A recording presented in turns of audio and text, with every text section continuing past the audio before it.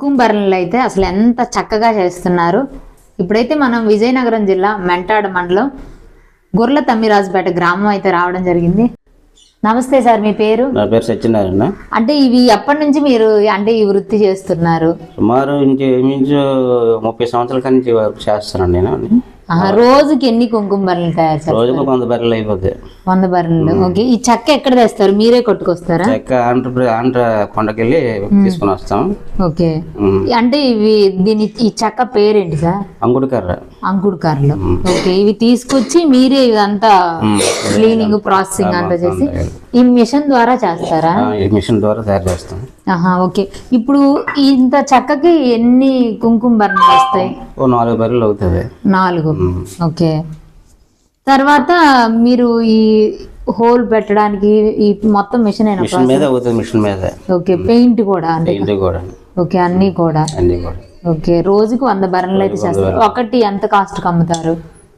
అది 30 రూపీస్ వస్తుంది.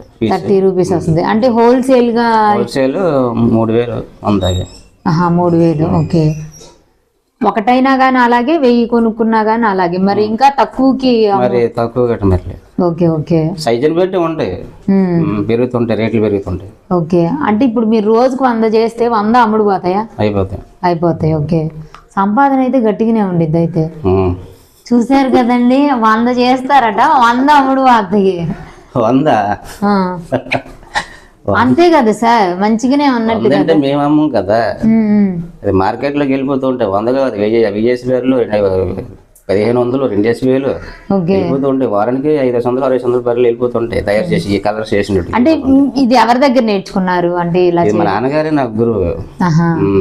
అంటే మామూలుగా వాళ్ళ నాన్న దగ్గర వాళ్ళ గురువు. మీ నాన్నగారు చేసి మీరు ఏదో ఒకటి అవ్వాలి అనుకుంటారు కదా, మీరు ఇది నచ్చి ఉన్నారా ఈ వృత్తిలో? మరి అప్పట్లో అంటే మరి నచ్చినట్టుగా వెళ్ళలేదు. అప్పుడు జాబులు, ఉద్యోగాలు, చదువులు కూడా అంతగా లేదు కదా దాని గురించి అప్పుడు. ఓకే. ఆ టైంలో మీరైతే జెమినీ గణేషన్ లాగా ఉన్నారండి. ఒకసారి మాకు ప్రాసెస్ చూపిస్తారా? అంటే ఎట్లా చేస్తారు ఏంటి అనేది? దేనికి యూజ్ చేస్తారు సార్? ఇది లక్క షైనింగ్ చేస్తాం అన్నమాట. ఇది బర్రెని షైనింగ్ చేస్తాం. దాన్ని ఏమంటారు? అంటే అది మొగల్ రేకు. ఎక్కడి నుంచి తీసుకొస్తారు? పక్కనే మెంటాడ ఇలా తీసుకుని వస్తాం. ఓకే. మొగల్ రేకులు కూడా ఈ విధంగా ఉపయోగపడతాయని ఎవరికైనా తెలుసా? ఇక్కడైతే చెక్కని బట్టి సైజులు కూడా, ఇప్పుడు ఇదైతే కొంచెం పెద్దగా ఉంది, ఈ సైజ్ అయితే కొంచెం చిన్నది. చూసారు కదండి, ఇక్కడ ఇవేమో పెయింట్ లేసి ఉన్నాం అనమాట, అన్నీ కూడా చక్కగా.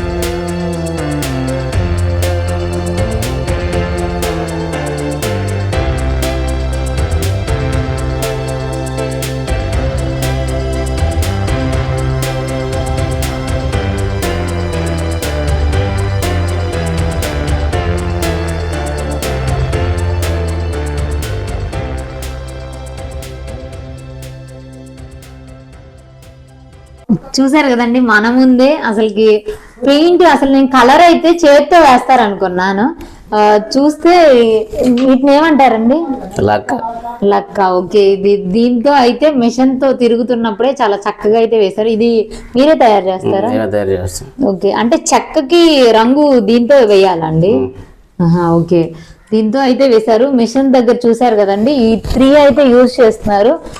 డిఫరెంట్ గా ఉన్నాయి ఈ నైఫ్స్ అన్ని కూడా, చాలా షార్ప్ గా ఉన్నాయి. పనితనం అయితే వచ్చి ఉండాలి ఖచ్చితంగా. అయితే ఇందులో ఆరితేరి ఉంటేనే మనం పర్ఫెక్ట్ గా అయితే చేయగలం. ఇప్పుడు చేసిందే చాలా అయితే నేనైతే షాక్ అయ్యాను, ఎంత చక్కగా ఉందో. మనసుకి ఇవి చూడంగానే ఇప్పటి వరకు కొంచెం డల్గా ఉన్నాను, అయినా కానీ ఈ కలర్స్, ఈ పని చూసిన తర్వాత ఆనందం అయితే నింపుకు వెళ్తున్నాను. ఈ వీడియో చేసిన తర్వాత చాలా అయితే చక్కగా అయితే మనకి 5 నిమిషాల్లో తయారు చేసి ఇచ్చారనమాట. చాలా బాగా చేశారండి.